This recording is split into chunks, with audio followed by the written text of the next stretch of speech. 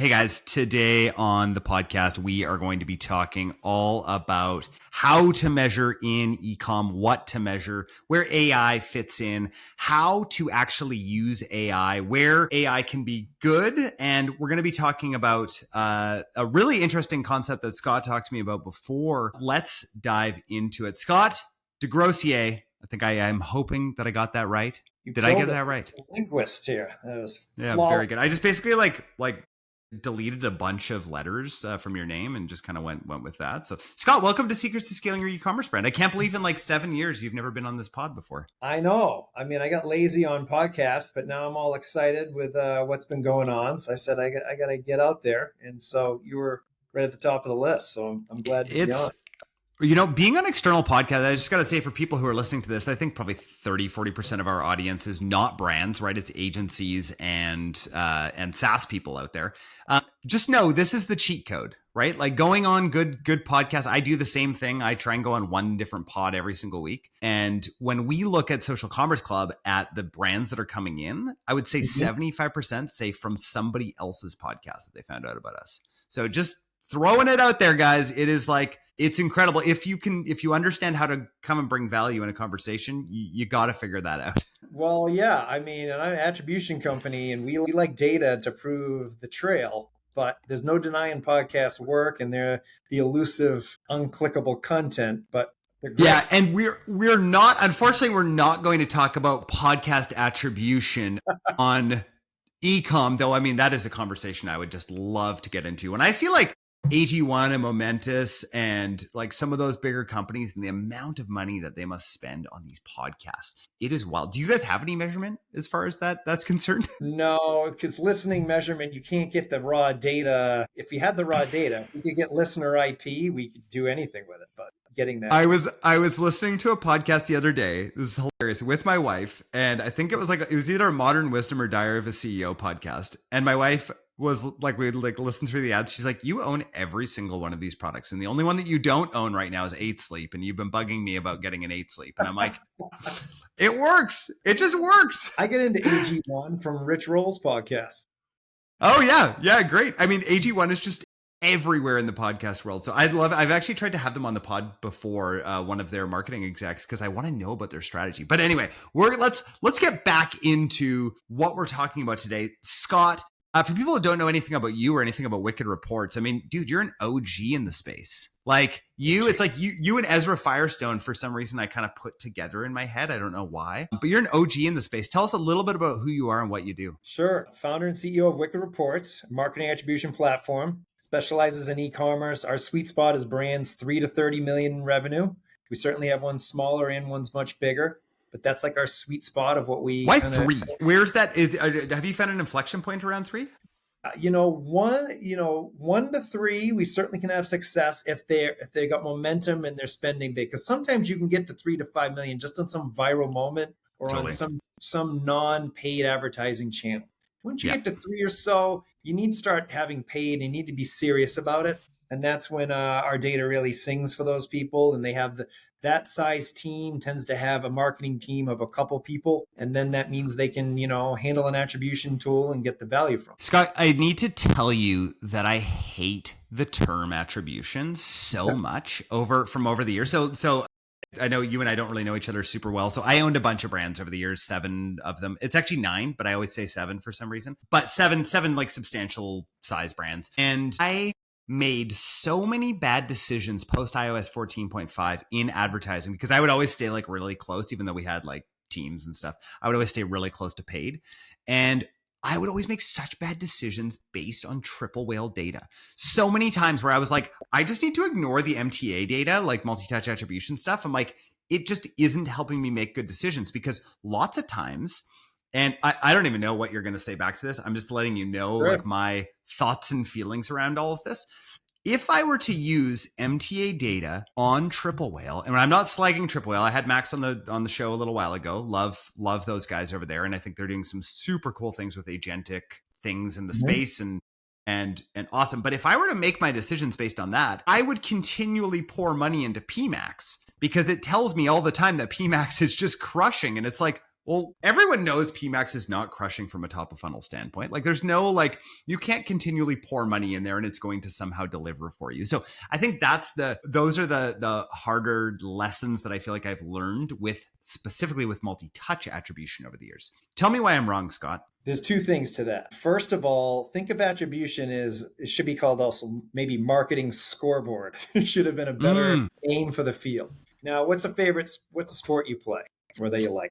I mean, I love golf. Okay. So let's say golf, there's actually a lot of stats to it. There's greens hit in regulation, there's fairways, there's how you hit on par threes versus par fives. So your overall is your score. So if you just look at a whole overall multi-touch attribution, it's giving your overall score, like your overall golf score. But it may be then if you need to improve your score, it could be your putting was jacked up. Could have been you're not getting off the tees, you're too much time in the rough. And that's when you need different stats or different ways of keeping score to improve your game. And the thing with marketing attribution, if people approach it, I want this magical attribution model. Let's take what was going on with Triple Whale and PMAX without knowing from being in the industry. Like if you're just looking at a one size fits all total impact of PMAX, it could say, oh, this is great. But what I found is that you need to match the score or attribution model to the goal of your marketing, because then instead of looking at all the touch points, you look at the relevant ones and give those signals more impact, kind of like with the golf game. So that's such a good analogy because PMAX is like the putting, right? Like it's really your short game is green. You're already, it's bottom of the funnel. They're already on the green. You just got to make that 15-footer, which has challenges, but it's a lot easier to make 15 feet than you're standing 500 yards away and you got an ocean on the left and trees on the right. That's top of funnel. You got to get off the tee 300 yards and split the fairway. And so for me, that really opened up my mind and our product and our AI analysis, which we'll get into, was I got to train this AI on how to look at stuff like me. And I was like, wait a minute, that's why people would churn wicked reports or any platform. They're trying to look at their did they hit par? And it's like, that's not improving your game. Your game is in all the different specialties along the way, or as a full funnel marketer, like your top of funnel has to be measured totally different. Out of the hundreds of columns and trends, you got to look at like 7 of them there, and then look at different ones in the middle and different ones at the bottom and different for repeat. So it's specialization of the numbers, which could be advanced, but our job's to make it easy. So as a marketer, you can just say, okay, just give me the answer. I don't need like a PhD in measurement. Totally. Luckily, we do have PhDs in measurements, right? By the way, hilarious, speaking of PhD, had this hilarious moment the other day in my team, my agency team is about 50 people. And we were chatting and I forget what it was. I don't even know what I asked. I was like, oh, tell me something interesting about yourself. And one of my growth strategists is getting a PhD in leadership right now. And I'm like, I had no idea. I'm like, I'm going to feel a little different on every call now. So I'm just going to try to be a better leader for you since you're doing all the schooling and stuff there. But the School of Hard Knocks PhD is just as important. So I'm not saying this person won't have that, but that was where I came from, a pure mathematic. I used to do financial trading systems and run database. Apartments.com, Motorola, big Fortune 500 companies run their data. And I came into marketing attribution with, you just got to solve it with numbers. And I realized there need to be a practical aspect from the marketers. Like I'm trying to hire this attribution tool to do a couple jobs. We've got to get them to their outcomes, not like, oh, our data has to be accurate. That's just the start, the real work of the role. We got to get it to where are you making a decision that makes you money or saves you money? It's the whole point of it. Not, oh, look at my data. This is the amazing thing that I was going to say before I rabbit trailed over into one of my employees there. But the most amazing thing right now is that we do have PhD level thinking on this stuff through AI now, right? Like as far as like how far some certain models have gone, it's absolutely crazy. I want to know though, because I feel like a lot of people, I think we're in the phase right now where I think I don't think we're quite past early adopter, because I think when I watch most people use AI, I'm like, that's not like, I don't think you're quite leveraging it the way you think that you're leveraging it, right? To like write you a LinkedIn post or something. I'm like, that's not what you do with it, right? I've been trying to do these like sessions with our team on like, here's what you use these different models for. Here's how you can, I don't know, just all of these different things. Let me understand from your perspective how you're thinking about integrating AI, because I think data is one of the first places that it should show up. It right? It should. should show Yeah. up. It's like this massive data set. I think that's what AI is so incredible at, is taking all of this disparate data and ideas and then being like, here's what matters, right? Synthesizing. Well, How are you thinking about it? So I originally thought we're going to release this great chatbot that's going to analyze this CSV that we shoved up and we're all going to be rich because the AI is going to be brilliant. And I was very deluded because it would make up data. It didn't understand some context. And there were all these little things on the margins of measurement that meant I couldn't rely on it. It would sometimes Terry pick the wrong numbers. It'd be talking like PMAX, be talking about PMAX, just spend all your money there, you're going to be rich. And be like, no, you're going to run out of funnel. That's what's going to happen. Yeah, totally.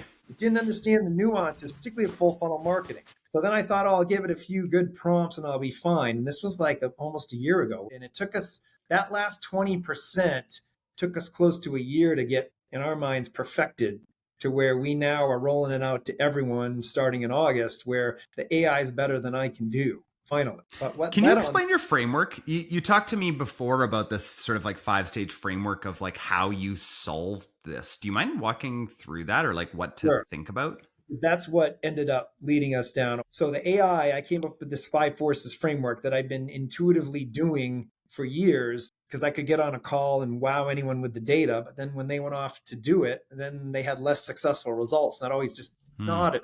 And then our attribution people, anyone that's they've used something, even Google Analytics 4, as rough as it is, you've gone in there to try to get a job done. And so we adopted jobs to be done framework. I'm like, geez, it's a lot of work to do some of these jobs. This sucks. Who wants to do all this? So we said, we got to move to a more templated approach. And then, well, what templates? And we first started all these gearhead math ways. And we said, no, we got to match it to a marketing strategy. So the idea with the 5 forces is the first force is your intention. As a marketer, you have a reason you're launching a campaign. It could be top of the funnel cold traffic. It could be acquire new customers, which is, we'll probably use that as an example because it's, I think, eye-opening. It could be just get any customers of any kind, profitable ad spend. But you need an intention because that sets out of all the data points, what's the North Star measure going to be? And then what columns are we going to care about from a data perspective? And then all the other ones we can ignore. And then, for example, acquire new customers is a common intention marketers should have. That means we got to segment and get rid of all the repeat customer traffic, which Meta doesn't do very well and Google won't report very well because the numbers look worse. And their AI always skews towards retargeting because it's easier to do that. It's easier to make a 15-foot putt than drive 500 yards. So that would be the first thing. We got to segment the traffic and give you a North Star. So if you do acquire new customers, that's the first step, intention. NCAC is your target. New customer acquisition cost. Second force is expectation. This one doesn't get, this is probably the biggest innovation I had, which was how are you going to align the budget stakeholders to a measurement strategy that gives the media team time to execute the strategy? Top of funnel is a great example. You got a top of funnel, maybe they say, oh, great. Yeah, we need more new customers. Great. You get a campaign ready, you're going to spend $1,000 a day, let's say. Well, then after 4 days, maybe the stakeholders all skittish. I don't see any sales. I went into Google Analytics. It shows direct's getting all the revenue, not Meta. You're like, well, of course it's going to. It's Google Analytics 4. It's garbage. Really, you need to align on the measurement time based on the goal. If you're going to do new customer acquisition, you look at how long it normally takes new customers acquire. That's your measurement period. And furthermore, you want to align on the KPI range, which I have a range that I call scale, chill, kill. Chill means chill is, let's say, new customer acquisition from $50 to $80. I could continue to spend the same budget and I'd be fine. That gives everyone like, okay, we know we've got a range where if you just set a target of like $50, then you have to react every day. Oh, it's above. Oh, good, it's below. Does that mean it's going to stay below? Should we spend more? You want to get a range so that you can just like one less thing to worry about as a marketer, first of all. Totally. But also give you some breathing room, right? And then if it's below if you're NCAC, you want it to be low. If it's below the chill range, it's a scale. It means just start pouring more money on. And if it's above it, it's a kill. That means I got to go fix something or else I'm going to need to stop spending because I'm going to run out of money here. Totally. And then just having that guidelines gives everyone the same scoreboard and the same amount of time they're going to play the game. So then the stakeholder's like, okay, and then you log this. The stakeholder's like, okay, I'll wait 30 days and this is a chill. And then you've got a log and then you can actually go do your job and like, iterate, test and all that good stuff. Totally. Rather than continually being like, no, this is going to pay off. Because I think that that's one thing. I mean, for me, I've been in the agency game too for a while. And like for us, that's a huge part of this, right? And like TikTok Shop is one of those things, right? New channel for most brands out there, kind of one of those new muscles that people don't really understand. And so when we're trying to set expectations for people, it's like, this is going to take a little while, right? This is going to take a little while for you to get this going. Now, luckily, we on that specific channel, we have direct attribution, which is really nice. I think that's always been a big issue. I just want to get off of your 5 there for a while to talk about TikTok specifically. Have you guys solved TikTok attribution at all ever, like all over into D2C? Because I think that's why I love TikTok Shops. I'm like, sweet, at least there's some attribution on TikTok. We all know it's this incredible top of funnel channel. Yeah. So with TikTok top of funnel, the brand virality, we haven't solved that halo effect yet, because we've been mostly click-based, and then we have Meta Shop, so we have that pumped in. And then with Meta, we have CAPI, so we can push in the orders and then use that for attribution as well. And we can push in our own custom conversions, so we can see specific custom conversion points that we have and then optimize around those. That's a big, can you explain that? Explain CAPI just for people who may not understand that and Sure. understand what you're pushing back, because I thought that was very compelling what you were talking about before. Sure. So I analyzed almost 60,000 Meta campaigns, had a data team dump them out. And what we found was that the cost to acquire new customers, like over double the cost to acquire an existing one. And that Advantage campaigns, great at retargeting and bottom of the funnel. When you want them to just buy new customers, they do a not very good job of it, if at all. Because the AI just says, oh, look how easy it is to convert these other people. So that's what it does. So we thought about how to fix that. So what we do is we segment all your purchases by new versus repeat and by the SKU they bought. And then create the events and push them into Meta for you. So you can use the power of Advantage AI in Meta, but you can choose the conversion event that we send, which is new purchases only of a specific bundle of SKUs. Because then you don't have to send creative of 2,000 items and then only the AI focuses on 2 products and all the other ones are sitting there. You can say, no, I know that these 5 products are going to work for new customers. So I can just create a campaign around them. And then we signal to Meta whenever only those new customers buy those SKUs. And then the AI will learn and then figure out who to bid on. What scale does a brand have to be at to do that? Because I think that's one of the concerns that people would have thinking about that is like, okay, well, now do I even have enough data to share with the pixel with the API? Like what sort of scale do people have to be at there? Meta, you don't need massive scale, but you need ability to sell a couple things a day per SKU. And then over a couple weeks, you'll get enough signal, because it's always like magic number was around 20 to 30 sales a week, give or take, that Meta needs to see. Because if it doesn't, it just takes longer. Google's better at doing that. With our Google integration, we can update click values 90 days post-click. It's pretty slick. Meta doesn't like that. Meta just likes like real-time stuff. It's just how they built their systems, which is I find the funnel, but that's just how it is. Totally. I find all of this, like as a marketer and brand owner and all this stuff, so interesting right now. When I see what TikTok Shop has done, I think this is an interesting data point. So they have forced, as of July 15th, besides our kind of big enterprise brands that we work with, but everybody else is forced into GMV Max, which is their like ultimate AI learning tool that has virtually no... Like you can virtually do nothing with it with GMV Max, and it pulls in creative from everything you're tagged in, and you don't have any control over what it pulls in. So it's just like gathering as much possible data as you can, and all that you can basically do is target ROAS on this side and budget on this side, and that's it. Those are your controls that you have in the ad account. When I saw that TikTok had pushed that forward, and I'm really tight with the specifically the TikTok Shop team in Seattle, as they've been rolling this out, I'm like, oh my gosh, this is the beginning of, well, I think we've seen the beginning of the end for media buyers for a long time, but like, this is really it. Like if they're forcing every single TikTok Shop into GMV Max, and it does outperform, I hate to say it just outperforms. And so like our media buying team, like I'm looking at them and I'm like, okay, we're going to have to figure out new things for you guys to do, because, and on Meta too, right? Like I think Advantage Plus is getting better and better at identifying top of funnel traffic with like what you said, with good data, right? Like without CAPI, it's kind of that, like that first sort of phase where anytime we go and look at a big account and I'm like, you don't have a CAPI connector? Like what? Like, how do you not, like, that is like immediate, what would you say as far as like a percentage, as far as better performance is concerned when you see CAPI versus not? A CAPI for Meta CAPI and for Google pumping in conversions, virtually everyone that knows what they're doing turns that on, either with us or they already haven't. It's just totally. like a start.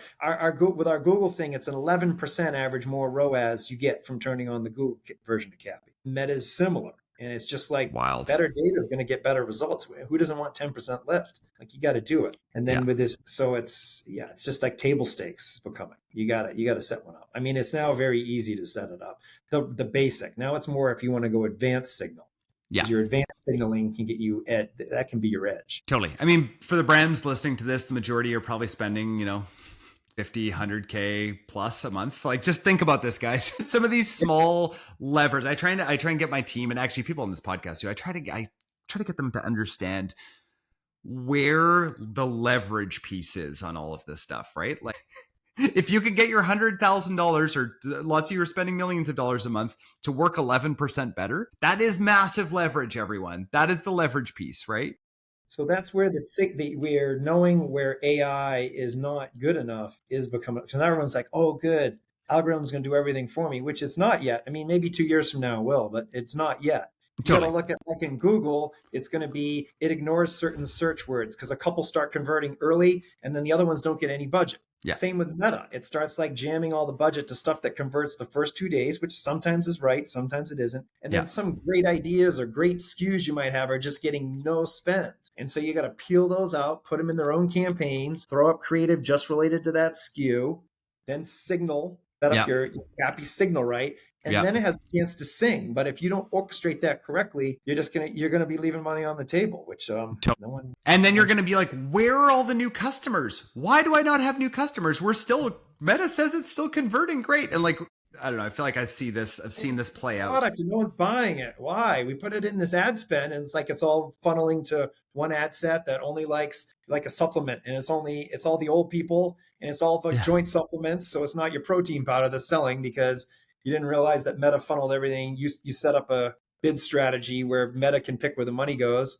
and it put it all on the old people for the joint medicine. And Scott, you've been in this space for a decent amount of time. When did you guys start? We started April 2015, but I was probably working behind the scenes for a little over a year. Infusionsoft, do you remember that name? Yeah, of course. They find me to be their data person for their accelerators. And that's when I first got the idea. I was like, man, no one knows anything about their data, their funnel math. It's like mind blowing. So did you get connected to like all the digital marketer people through that? So digital marketer themselves, Ryan Dice and Molly Pittman, John Grisham, they were our 10th customer, and it was through the Infusionsoft event. I go to the booth. Dice used to work the booth. He's so good at sales. Oh yeah. I've had him on the pod before. I've had him and Roland Frazier on the pod too. And it's just like, those guys are so good. So good. They could have sold anything in any industry. They just picked digital marketing. Yeah. So I go into his booth and I've got like, I don't know, 5-6 customers. We just launched that day for Icon. And I'm like, hey, how do you guys track what the machine sells? We track email and SMS. How do you know which emails sell from the machine? He's like, we don't. I was like, do you want to know? He goes, that'd be awesome. Come talk to Molly. She runs the ads. And then that turned into, they were our first big customer. And also he sold me on sponsoring Icon. So what they were paying us, we were paying them right back for the food. Brilliant. But their brilliant support of sponsors, like as our first 100 customers was probably their masterminds. And totally. That's where I think I remember hearing about you guys from them. Totally. Yep. They were great. They're great supporters. Then Molly's running like 500 ads, which almost no one was doing. She's like, I'm not putting UTMs on all these. You got to figure something else out. So Grimshaw goes to me, what are we going to do? And I was like, well, we could try auto tagging. So that's how we built our auto tagger for ads, was because Molly didn't want to tag 500 ads. And I was like, geez, no one's going to want them. So that's how it started. Wow. And then look at like where we are as an industry since then, right? And now we bring AI into all of this. And it's interesting that I feel like it has taken longer than I thought for AI to really start to make its way into tools like this. But anything else you want to describe of like what you're doing at Wicked and the way that you're seeing this in with marketers? Yeah, well, for us with AI, it was really nailing down we didn't want to just have AI adding more noise and stuff you had to do. We said, how's it going to be truly revolutionary? Not just like, oh, Mm-hmm. we have AI like everyone else. And so for us, that led to that 5 forces framework, which then gave the AI wings to sort of really solve the problem of attribution for a busy marketer with just a couple inputs so that it would always analyze things correctly. That took like 6-7 months. For us, it was the last 20% took 6 to 8 months to fully get over the finish line, where we now like proud of it and know that it works every time. I'm super. So which parts of it are you the most proud of? Like for me as a marketer, like how do you, like, what kind of decisions am I able to make better now with what you've built than we could before? Well, it gives you not just where to move that budget, but it breaks it down into between traffic, creative and offer, budgeting, ad group, ad set, budget shifts, product you're offering, and customer quality. Where if there's an issue, it explains why in one sentence and then provides the data as evidence. So it'll say, here's what's wrong in one sentence. Here's the evidence. So it'll sift through all the data and say this data point, and it uses trends really well, because when you change budget, like if you cut your budget, then a lot of AI tools I've seen will say things are great, scale, because now you're not spending, but you still have conversion lag. Yeah, totally. Beat that out so that it's smart enough not to do that. But conversely, if you raise budget or things don't look well, but the trend is good, maybe you should hang in there. So we spend a lot of time making sure the trend data is used right. So that's what I'd say. The data is true evidence to support. It's not a black box. It gives you concise evidence. Being brief was a big challenge. It took a lot of work. Bad. I mean, you were telling me that like you guys thought you were done in December, right? And you thought that you were ready for the prime time. I got another question for you here. What's one thing that you're seeing marketers doing out there right now in e-com that you look at and you're like, that is just wrong. Just stop doing that? I think giving up, trying to throw everything into the AI black box, trying to say, hey, they still need to trust their experience, particularly full funnel marketers. They're not spending, all these AI tools are real, all the major platforms, their bottom of the funnel is getting very strong. But top of the funnel is where your agency or within your brand, that's where you got to focus a lot of your effort on. And that's never going to change. Totally. And that's the hardest advertising to do. Yeah. Like top of funnel is like, how do you get people's attention? Get me down here. What? Go do the hard work. Yeah. That's where people got to spend that's where you got to pivot like the majority of your time on. That and good old email and SMS still work. They still work great. So thinking about top of the funnel marketing chain to your email SMS, and then knowing that Google, TikTok, and Meta's bottom of the funnel and retargeting are going to kick butt for you. But you get top of the funnel and then your email and SMS game, those still convert a ton.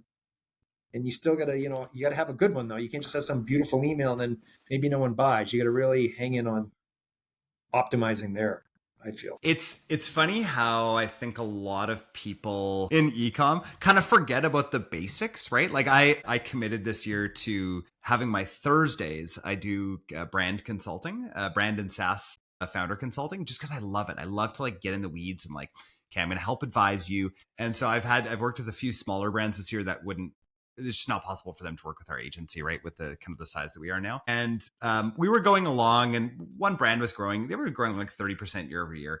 And I was like, hey, can we just get back to the basics? Can I see your email and SMS flows? And they had nothing. They had no email and SMS flows. They weren't capturing emails. So the only emails they were capturing just customers was just customers. And I was like, oh, I'm so sorry. I should actually systematize this. Like I just assumed you were doing this stuff. And we did that. And they're now up these last, I think it's like the last 4 months. We've just kind of been working on that. They're now up 300% each one of these months. And I'm like, it's that simple. Like, I think everyone needs to understand like these simple things. I still remember the day I switched over to Klaviyo. It was like when all the MailChimp stuff was happening with one of our brands, and really realized like, oh, this is like a really big deal to like have an email list and send out there. It actually works. And actually, yeah, I could, like I did a present at one of the traffic and conversion summits. I had a guy up on there and he was doing these emails that and everyone would weigh in on the marketing team. And I used to be on his team Slack or whatever it was before Slack. Everyone would weigh in on each email, how they felt about it. And he had this one email, my birthday, and every hour he was going to take a % off the birthday. And I was like, this is the most confusing offer I've ever seen. It's like, who's going to keep checking email for you? Like, who gives a shit? And he made 20 grand and he resent the same exact email like 7 hours later. So everything said, oh, this was a bad idea. Well, he made 20 grand that day and his average email only made 2 grand. So it was actually a 10x idea that we had, and all he had to do was just send the email and just look at the stats and be like, okay, every year on your birthday, just redo this email, just resend it. You just made 10x. And that's what like people, the flows, just take your best emails that you ever had and have them set up to work, to go send out again to anyone new that comes in. That's free money. People don't do that. And I think this is one of the big things I've been trying to touch on with brand owners lately is this idea of failing fast, fail cheap, fail often, right? That whatever you can do to move that iteration cycle up faster. And that, again, to say why I'm obsessed with TikTok Shop is that you're able to do that so ridiculously fast with creators. Like we've got a brand that we're working with. We looked last month, they had 10,000 affiliate videos. Those are like 10,000 different ideas that affiliates are creating for their brand. They're thinking about getting rid of their entire team. These are like huge brands, right? They're thinking about getting rid of their teams that are doing any sort of market research because they're like, we're just going to use TikTok Shop to do it, right? Those are the ideas that I love, right? Because you're like, how do we quickly iterate on the ideas? And email is one of those ones too. It's like, guys, it doesn't cost you anything. Just send it out. See what people think. Yeah, it is. And it's a very simple mindset of, is it better than what we normally do? And if so, we should keep doing it. It's really that simple. And the metrics are easy to get in any tool. I mean, Klaviyo is going to definitely exaggerate the impact of an SMS 30 days later. But yes. Still, though, just as a relative benchmark, you should be able to see, am I doing better than I used to do? And if so, it becomes a part of the playbook. Totally. Scott, what did I miss? What should I have asked you? Let's see. We covered a lot. I think the thing on the 5 forces, the one key piece was the optimization area. Let's say this could relate to any marketing, not just because you're running the 5 forces, but you have a campaign and it's not performing like you want it to. You want to make sure you're measuring the right key metric at the right amount of time, first of all. Mm-hmm. But then you want to look and try and isolate it to the area that has the issue, because traffic is often a problem. AI could have expanded beyond what you thought you were getting, and they're buying you crappy traffic. Mm-hmm. Creative or not creative, everyone always thinks it's creative, but it might not be the creative, but it could be the creative of the offer. But you got to make sure you got the right traffic first. And then you got to make sure that the budget is being spent properly, because it could be, like we talked about, it's AI skewing everything to one ad set. It's shifted it all over, and you just didn't get enough love to the other ad sets. So you might have a great idea, you're just going to pull out. Or it could be product. You might just be, because you might have uploaded your whole catalog and it's just decided to focus on 3 SKUs. You got these awesome SKUs that just aren't getting any attention, which you then pull out your own campaign. Could be the signal. It's relying on your pixel signal. Or it could be the customer quality. Maybe something in the landing page of the offer, they're taking this cheaper AOV and all your analysis and forecast is based on a $100 purchase, and everyone's coming in at $70 because something in your funnel, they're allowed to buy something cheap, which is throwing off all your funnel math. And so that optimization step could save you a lot of work, because a lot of work goes into a new campaign and then you're like, oh God, I got to start over again. It's not working. There's a lot of juice, a lot of things to iterate on before you just throw out a great idea, because it could be a great idea. It just needs something's wrong in one of those areas that could, save you going back to the drawing board. Super interesting. I just want to throw out a test that I did. This is like last year, the year before, with a brand we used to own. It was a baby clothing brand, and it was a higher end sort of brand. We did great. We were kind of one of the top brands, baby clothing brands in Canada. And we knew when somebody bought leggings, baby leggings, that they would then buy, I think their customer lifetime value was somewhere around $700. And we're like, sweet. We're just going to get people to buy baby leggings, right? In fact, what we're going to do is we're going to do a Free+shipping offer on baby leggings. They're going to try our leggings and then they're going to be like, amazing. It crushed my ad account. The reason was, so first of all, we were getting like $3 conversions because it was free leggings. They just pay the shipping, right? And it was like, we were almost covering costs with it. We tried to figure that out, right? The problem is it was all the wrong customer and it crushed the pixel Like everything went bad in that ad account. It took like quite a while to recover. So I just wanted to say a cautionary tale as you were talking about that. I was like, oh yes, I have been there where you just suddenly get the complete wrong customer. And then it just is this feedback loop where it's like, yay, get me more of these people. It's a doom loop, right? Yeah.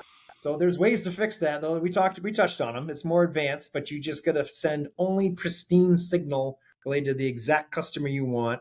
And then when you're creating the campaign, choose that signal. That's not trivial to do, but it's not that hard. It just that's something you guys do at Wicked Reports. We do automatically. Yeah, you'll go in, you create new customer bundles of SKUs and hit a button. We'll create it in Meta, and then it's available inside of Meta's campaign to choose to optimize it. So nice. Scott, for people listening to this thinking like, oh, this sounds great. I would love a really clear, simple picture of my marketing. Who should reach out to Wicked Reports and chat with you guys? Yeah, so brand owners and directors of marketing or heads of the agency, whoever's running operations, or because we can operationalize the agency process for them. So that's, we got some agencies with the bulk accounts. We offer bulk pricing if agencies come in with more than 10 accounts. And then we can operationalize their measurement for them. So they don't have to go like settle that up every time. Which is awesome. Nice. So those are the ones. WickedReports. Anyone interested in the framework, fiveforces.com. Track down me on LinkedIn under my name, or Wicked Reports Scott should pull me up. I hope there's no other ones out there. I hope not. I'll make sure that all of those links. Yeah. If you guys are watching this on YouTube, links will be down below. If you guys are listening to this on Spotify, links will be in the show description. Thank you everyone again so much for tuning in. I just cannot believe when I look at the stats at how many people actually listen or watch this podcast. It just makes me feel special as I'm here, in my office just by myself. I'm with Scott over here. Just thanks guys. And if you know of anybody that this conversation specifically would help out, that is struggling with measurement and understanding how all of this works together, please send it to them. That would mean a lot to me. So Scott, thanks again so much. Man, I have seen your name in the ether for so long, and I'm so glad we got a chance to do this. Me too. It's a great combo. You're a great host. I mean, it was easy to talk to you. Thanks. 700 episodes later, I'm just slowly learning here. So slowly figured it out, man. Thanks.